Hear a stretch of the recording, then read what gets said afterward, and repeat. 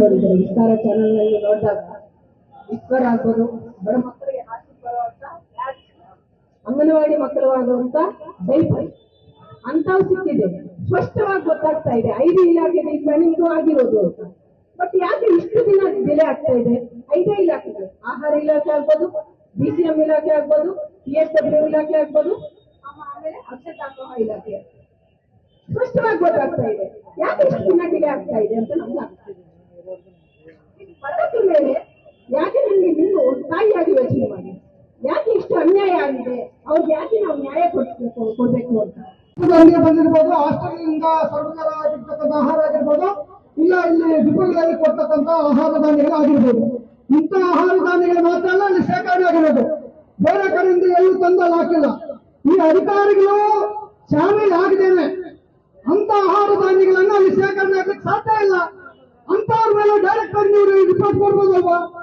ನೀವು ಪೊಲೀಸ್ ಇಲಾಖೆಗೆ ಕೊಟ್ಟಿರ್ತಕ್ಕಂಥ ರಿಪೋರ್ಟ್ ಹೆಂಗಿದೆ ಅಂತ ಹೇಳಿದ್ರೆ, ಎಲ್ಲ ಆಗಿದೆ, ಅವರು ಇರುವರು ಆಗಿದ್ದಾರೆ ಇಲ್ವಾ ತನಿಖೆ ಮಾಡಿ ಅಂತ ಹೇಳಿ ಇವತ್ತು ಇದಕ್ಕೆ 19ನೇ ತಾರೀಕು, ಇವತ್ತು ಎಷ್ಟು ತಾರೀಕು? 5ನೇ ತಾರೀಕು. ಇಷ್ಟು ದಿವಸಗಳ ಕಾಲ ಬಡವರ ಹಕ್ಕಿಯನ್ನ ತಿಂದಿರ್ತಕ್ಕಂಥವ್ರ ಬಗ್ಗೆ ಕ್ರಮ ಜರುಗಿಸಲಿಕ್ಕೆ ಬೇಕಾ? ಅದೇ ಒಬ್ಬ ಬಡವರು ಏನಾದ್ರು ರೇಷನ್ ಕಾರ್ಡ್ ಬೇಕಂತ ಕೊಟ್ಟು ಎಷ್ಟು ತಿಂಗಳು ಬೇಕು ಒಂದು ರೇಷನ್ ಕಾರ್ಡ್ ಪಡೆಯಲಿಕ್ಕೆ? ಆ ಬಡವರ ಹಕ್ಕಿಯನ್ನ ಕಾಲು ಸಂತಾನ ಮಾಡಿದ್ರು ಯಾರು ಖಂಡಿತವಾಗಿ ಗೊತ್ತಿದೆ. ಒಂದು ರಿಪೋರ್ಟ್ ಅಲ್ಲಿ ಹೇಳ್ತಾರೆ ಯಾವೊಬ್ಬ ಟ್ರಾನ್ಸ್ಪೋರ್ಟರ್ ಅಂತ ಹೇಳಿ ರಿಪೋರ್ಟ್ ಕೊಡ್ತಾರೆ ಅಧಿಕಾರಿಗಳು, ಅವ್ರ ಹೆಸರು ಮೆನ್ಷನ್ ಮಾಡಿಲ್ಲ.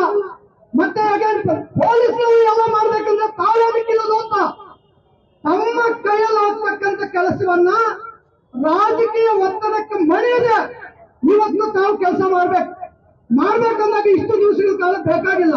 ಈಗ ಅಧಿಕಾರಿಗಳು ಅವ್ರು ಲೆಟ್ ಕೊಟ್ಟಿದ್ದಾರೆ, ಇವ್ರು ಲೆಟ್ ಕೊಟ್ಟಿದ್ದಾರೆ, ಎಷ್ಟು ದಿವಸ ಬೇಕಾದಕ್ಕೆ ಲೆಟ್ ಕೊಡಕ್ಕೆ ಸ್ಪಷ್ಟವಾಗಿ ಹಿಡಿದಿರ್ತಕ್ಕಂಥದ್ದು.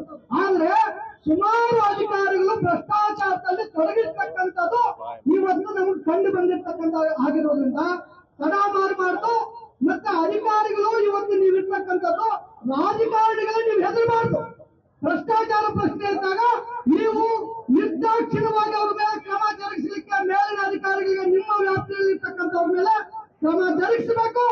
ಮತ್ತೆ ತಕ್ಷಣವೇ ಅವರನ್ನು ಜೈಲಿಗೆ ಕಳಿಸ್ತಕ್ಕಂಥ ನೀವು ರಿಪೋರ್ಟ್ ಆಗ್ಬೇಕಂತ ಹೇಳಿ ವಿನಂತಿಯನ್ನು ಮಾಡ್ತೇವೆ. ಕಳೆದ ತಿಂಗಳು 19ನೇ ತಾರೀಕು ಕುಲ್ವಾರಪಲ್ಲಿಯಲ್ಲಿ ಅಕ್ರಮವಾಗಿ ದಾಸ್ತಾನಾಗಿದ್ದಂತಹ ಏನು ಧಾನ್ಯಗಳಿದ್ದಾವೆ ಅವೆಲ್ಲವೂ ಕೂಡ ಆಹಾರ ಇಲಾಖೆಯಿಂದ ಸರಬರಾಜಾಗಿರ್ತಕ್ಕಂಥದ್ದು.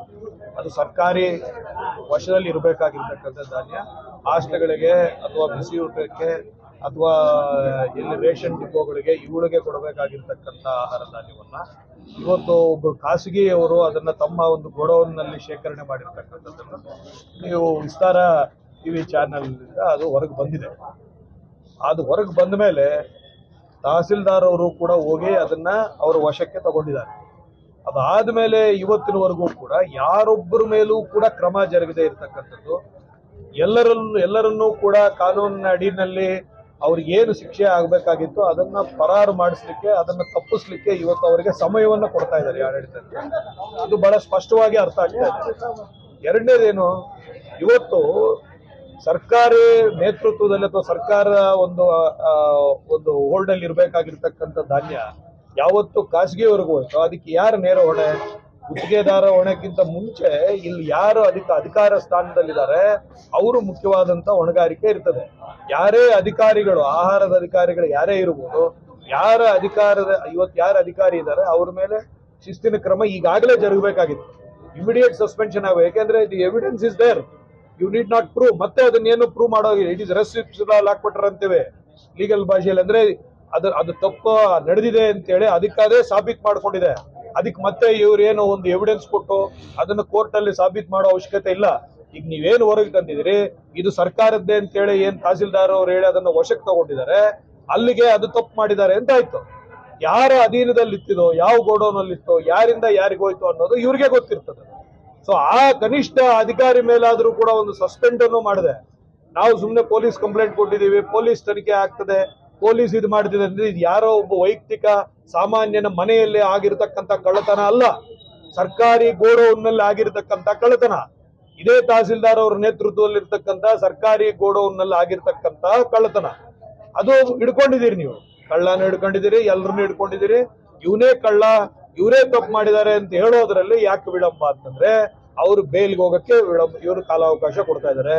ಅವರು ಇದಕ್ಕೆ ಬೇಕಾಗಿರ್ತಕ್ಕಂಥ ರೀತಿಯಲ್ಲಿ ರೆಕಾರ್ಡ್ಸ್ ಅನ್ನ ಸೆಟ್ ಮಾಡ್ಲಿಕ್ಕೆ, ಅವ್ರು ತಪ್ಪಿಸ್ಕೊಳ್ಲಿಕ್ಕೆ ಅವ್ರ ಕಾಲಾವಕಾಶವನ್ನು ಕೊಡ್ತಾ ಇದ್ದಾರೆ. ಇದು ಯಾರಿಗೆ ಅರ್ಥ ಆಗದೆ ಇರ್ತಕ್ಕಂಥದ್ದಲ್ಲ. ಇವ್ರು ಎಷ್ಟೇ ತಹಸೀಲ್ದಾರ್ ಅವ್ರಿಗೆ ಮಾತಾಡ್ಬೇಕಾದ್ರೆ ನಮ್ಗೆ ಯಾವುದೇ ಒಂದು ರಾಜಕೀಯ ಒತ್ತಡ ಇಲ್ಲ ಅಂತಂದ್ರು ಕೂಡ ತೀವ್ರವಾದಂತ ಒತ್ತಡ ಇದೆ. ಯಾಕಂದ್ರೆ ಅದನ್ನು ಮಾಡಿರ್ತಕ್ಕಂಥದ್ದು ಇವತ್ತಿನ ಶಾಸಕರ ಹಿಂಬಾಲಕರು, ಬಲಗೈ ಬಂಟರು. ಸೊ ಅವರನ್ನು ರಕ್ಷಣೆ ಮಾಡ್ಕೊಳ್ತಕ್ಕಂಥದ್ದು ಇವತ್ತು ಶಾಸಕರ ಕೈ ಇದೆ. ಅವ್ರು ನೇರವಾಗಿ ಇವತ್ತು ಯಾವುದೇ ಅಧಿಕಾರಿ ಮೇಲೆ ಅವರು ಆಕ್ಷನ್ ತಗೊಳಕ್ಕಾಗಿಲ್ಲ.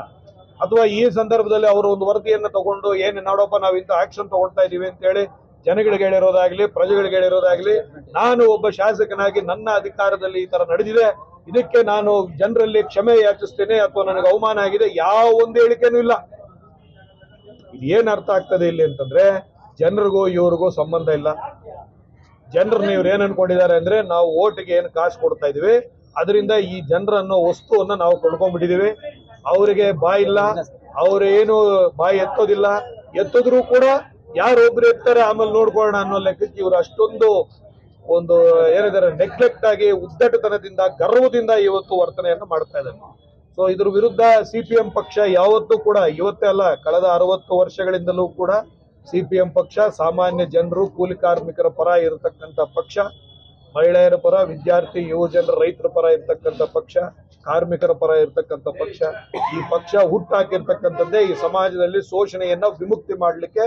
ಅದರ ನಿಟ್ಟಿನಲ್ಲಿ ಸಿಪಿಎಂ ಪಕ್ಷ ಮುಂದಿನ ದಿನಗಳಲ್ಲಿ ಕೆಲಸ ಮಾಡ್ತದೆ. ಇವತ್ತಿನವರೆಗೂ ನೋಡಿರ್ತಕ್ಕಂಥ ಸಿಪಿಎಂ ಪಕ್ಷ ಬೇರೆ, ಇನ್ನು ಮುಂದೆ ಕೆಲಸ ಮಾಡ್ತಕ್ಕಂಥದ್ದು ಬೇರೆನೇ ಇರ್ತದೆ. ಅದು ಶಾಸಕರಿಗೆ ಬಿಸಿ ಮುಟ್ಟತಕ್ಕಂಥ ಕೆಲಸ ಆಗೇ ಆಗ್ತದೆ. ಈ ಅಧಿಕಾರಿಗಳಾಗಿರ್ಬೋದು, ಯಾರು ಮೇಸ್ಟರ್ಗಳಾಗಿರ್ಬೋದು, ಏನ್ ನಡೀತಾ ಇದೆ ಇವತ್ತು ಬಾಗೇಪಲ್ಲಿ, ಹೇಗೆ ಬಾಗೇಪಲ್ಲಿ ಜನತೆ ಇವತ್ತು ಒಂದು ಸಭ್ಯ ಸಮಾಜದಲ್ಲಿ ನಾವು ಇದೀವಿ ಅಂತೇಳಿ ಹೇಗೆ ಅವರು ಧೈರ್ಯವಾಗಿರ್ಲಿಕ್ಕೆ ಸಾಧ್ಯ? ಯಾವ ಹೆಣ್ಣು ಮಗಳನ್ನ ಶಾಲೆಗೆ ಕಳಿಸ್ಲಿಕ್ಕೆ ಇವತ್ತು ಸುರಕ್ಷಿತವಾದಂತ ಒಂದು ವಾತಾವರಣ ಬಾಗೇಪಲ್ಲಿ ಸಮಾಜದಲ್ಲಿ ಇದೆ ಅಂತೇಳಿ ನಾನು ಇವತ್ತು ಪ್ರಶ್ನೆ ಮಾಡ್ಕೊಳ್ಬೇಕಾಗ್ತದೆ. ನಮ್ಮನ್ನ ನಾವೇ ಪ್ರಶ್ನೆ ಮಾಡ್ಕೊಳ್ಬೇಕಾಗ್ತದೆ. ಒಬ್ಬ ಶಿಕ್ಷಕರ ಸಂಘದ ಅಧ್ಯಕ್ಷನ ಮೇಲೆ ಆರೋಪ ಬಂದಾಗ ಯಾವೊಬ್ಬ ಮಹಿಳಾ ಶಿಕ್ಷಕಿ ಆಗಲಿ, ಯಾವೊಬ್ಬ ಶಿಕ್ಷಕನೂ ಆಗಲಿ ಅದರ ವಿರುದ್ಧ ಧ್ವನಿ ಎತ್ತೇ ಇರ್ತಕ್ಕಂಥದ್ದು ಇದು ಏನ್ ತೋರಿಸ್ತಾ ಇದೆ ಅಂತಂದ್ರೆ ಈ ಎಲ್ಲಾ ಶಿಕ್ಷಕರು ಕೂಡ ನೈತಿಕತೆಯನ್ನು ಕಳ್ಕೊಂಡಿದ್ದಾರೆ. ಅವರು ಕೂಡ ಈ ಅನೈತಿಕ ವ್ಯವಹಾರದಲ್ಲಿ ಪಾಲುದಾರರಾಗಿದ್ದಾರೆ ಅಂತೇಳಿ ಬಹಳ ಸ್ಪಷ್ಟವಾಗಿ ಗೊತ್ತಾಗ್ತದೆ. ಸೊ ಇವರ ಅಡಿಯಲ್ಲಿ ಓದ್ತಾ ಇರ್ತಕ್ಕಂಥ ಮಕ್ಕಳಿಗೆ ಶಿಕ್ಷಣ ಬರಲಿಕ್ಕೆ ಸಾಧ್ಯ ಇಲ್ಲ. ಇವರ ಅಡಿಯಲ್ಲಿ ಓದಿ ಬೆಳೆದು ಬಂದಂತ ಮಕ್ಕಳು ಮತ್ತೆ ಈ ಸಮಾಜವನ್ನ ಪುನರ್ ಕಟ್ತಾರೆ, ನಿರ್ಮಾಣ ಮಾಡ್ತಕ್ಕಂತ ಅಂತ ಒಂದು ಆಶಾಭಾವನೆ ಕೂಡ ಯಾವೊಬ್ಬ ಪ್ರಜೆಯು ಬಾಗೇಪಲ್ಲಿ ತಾಲೂಕಲ್ಲಿ ಇಟ್ಕೊಳ್ತಕ್ಕಂತ ಒಂದು ಅವಕಾಶನೇ ಇಲ್ಲ ಅಂತಕ್ಕಂಥ ರೀತಿಯಲ್ಲಿ ಇವತ್ತು ಈ ವರ್ತನೆ ನಡೀತಾ ಇದೆ. ಸೊ ಈ ಕೂಡಲೇ ನಿಮ್ಮ ಮಾಧ್ಯಮದ ಮೂಲಕ ನಾನು ಮತ್ತೆ ಜನರಲ್ಲಿ ವಿನಂತಿ ಮಾಡ್ತೇನೆ, ಇಂಥದ್ದನ್ನ ಹಗುರವಾಗಿ ತಗೋಬೇಡಿ. ಯಾರೇ ಇದನ್ನು ಮಾಡಿದ್ರು ಕೂಡ ನೇರವಾಗಿ ಜನರು ಇದರ ವಿರುದ್ಧ ತಿರುಗಿ ಬೀಳಿದಾಗ ಮಾತ್ರ ಅಧಿಕಾರಿಗಳಿಗಾಗ್ಲಿ ಅಥವಾ ಶಾಸಕರಿಗಾಗ್ಲಿ ಅಥವಾ ಅಧಿಕಾರದಲ್ಲಿರ್ತಕ್ಕಂಥ ಇಂಥವ್ರಿಗಾಗ್ಲಿ ಅವರಿಗೆ ಹೆದರಿಕೆ ಬರ್ತಕ್ಕಂಥದ್ದು, ಈ ಸಮಾಜದ ಕಟ್ಟುಪಾಡಿಗೆ ನಡ್ಕೊಂಡು ಹೋಗ್ತಕ್ಕಂಥದ್ದು ಆಗ್ತದೆ. ಇಲ್ಲ ಅಂತಂದ್ರೆ ಇದು ಇನ್ನಷ್ಟು ಸಾಂಸ್ಕೃತಿಕ ದಿವಾಳಿತನಕ್ಕೆ ಇವತ್ತು ಬಾಗೇಪಲ್ಲಿ ಸಮಾಜ ಹೋಗ್ತಾ ಇದೆ. ಅದು ಇನ್ನಷ್ಟು ದಿವಾಳಿತನಕ್ಕೆ ಹೋಗುತ್ತೆ ಅಂತೇಳಿ ನಿಮ್ಮ ಚಾನೆಲ್ ಮೂಲಕ ನಾನು ಇಡೀ ಬಾಗೇಪಲ್ಲಿ ತಾಲೂಕಿನ ಜನರಲ್ಲಿ ನಾನೊಂದು ವಿನಂತಿಯನ್ನು ಮಾಡ್ತೇನೆ. ದಯವಿಟ್ಟು ನೀವು ಮುಂದಿನ ದಿನಗಳಲ್ಲಿ ಇಂತಹ ಹಗರಣಗಳು ಹೊರಗೆ ಬಂದಾಗ ಬಾಗೇಪಲ್ಲಿ ಪ್ರಜೆಗಳು ಎಲ್ಲರ ಮೇಲೂ ಕೂಡ ಜವಾಬ್ದಾರಿ ಇರ್ತದೆ. ಎಲ್ಲರೂ ಕೂಡ ಇದರ ವಿರುದ್ಧ ಸಂಘಟಿತರಾಗಿ ತಿರುಗಿ ಬಿದ್ದು ಇಂಥದ್ದು ನಡೀದೆ ಕಾಪಾಡಿಕೊಳ್ತಕ್ಕಂಥದ್ದು ನಿಮ್ಮೆಲ್ಲರ ಕರ್ತವ್ಯ ಅಂತ ಹೇಳ್ತಾ ನಿಮ್ಗೆ ವಂದನೆಗಳನ್ನು. ಅನುಕ್ಷಣದ ಸುದ್ದಿಗಳಿಗಾಗಿ ವಿಸ್ತಾರ ನ್ಯೂಸ್ ಯೂಟ್ಯೂಬ್ ಚಾನೆಲ್ ಸಬ್ಸ್ಕ್ರೈಬ್ ಮಾಡಿ. ಹೊಸ ಸುದ್ದಿಗಳ ನೋಟಿಫಿಕೇಶನ್ಗಾಗಿ ಬೆಲ್ ಐಕಾನ್ ಕ್ಲಿಕ್ ಮಾಡಿ. ಲೇಟೆಸ್ಟ್ ಅಪ್ಡೇಟ್ಸ್ಗಾಗಿ www.vistaranews.com ವೆಬ್ಸೈಟ್ಗೆ ವಿಸಿಟ್ ಮಾಡಿ. ಅಂಗೈಯಲ್ಲೇ ಜಗತ್ತಿನ ಸುದ್ದಿ ತಿಳಿಯಲು ವಿಸ್ತಾರ ನ್ಯೂಸ್ ಕನ್ನಡ ಆಪ್ ಡೌನ್ಲೋಡ್ ಮಾಡಿ.